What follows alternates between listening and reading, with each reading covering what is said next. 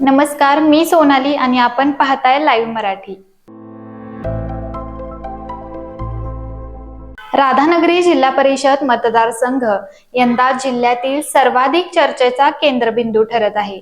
बदललेली राजकीय समीकरणे, तुटलेली युती आणि एकाच आघाडीतून अनेक उमेदवार रिंगणात उतरल्याने येथे चौरंगी लढतीचे चित्र स्पष्ट झाले आहे। या साऱ्या घडामोडींमुळे या मतदारसंघात काँग्रेसला अनुकूल वातावरण तयार झाल्याची चर्चा राजकीय वर्तुळात रंगू लागली आहे। महायुतीकडून राधानगरी मतदारसंघात राष्ट्रवादी काँग्रेस हसन मुश्रीफ गटाचे राजेंद्र भाटळे, शिवसेनेचे प्रकाश आंबेडकर गटाचे दीपक शेट्टी, भाजपचे संभाजी आर्डे असे 3 उमेदवार मैदानात उतरले आहेत।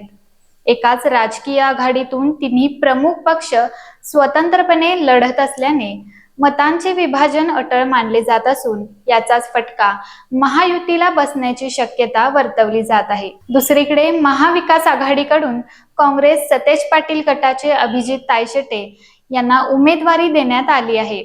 राधानगरी मतदारसंघात आतापर्यंत झालेल्या निवडणुकांमध्ये राजेंद्र भाटळे आणि अभिजित तायशेटे यांचेच वर्चस्व राहिले आहे।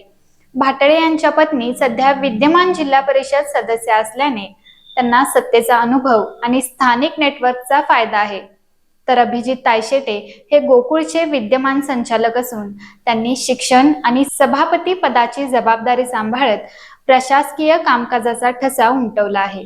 दरम्यान पंचायत समितीच्या जागा वाटपात शिवसेना, भाजप, राष्ट्रवादी काँग्रेस आणि काँग्रेस यांना प्रत्येकी 2 जागा देण्यात आल्या आहेत।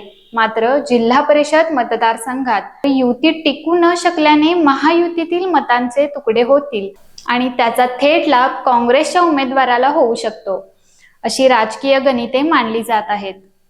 स्थानिक पातळीवर कार्यकर्त्यांची हालचाल वाढली असून प्रचारालाही वेग आला आहे। चौरंगी लढतीमुळे ही निवडणूक केवळ पक्षीय प्रतिष्ठेची न राहता व्यक्तिगत ताकदीची चाचणी ठरणार असल्याचे चित्र आहे।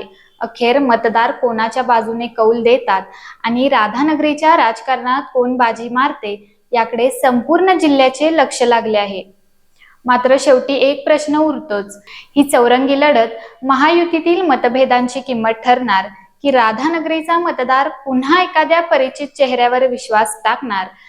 उत्तर मतदानाच्या दिवशी मतपेटीत बंद होणार आणि निकालाच्या दिवशी राजकीय कुतूहलाचा स्फोट होणार। तर यावर तुम्हाला काय वाटतंय हे आम्हाला कमेंट करून नक्की सांगा आणि अशाच नवनवीन घडामोडी पाहण्यासाठी पाहत रहा लाईव्ह मराठी।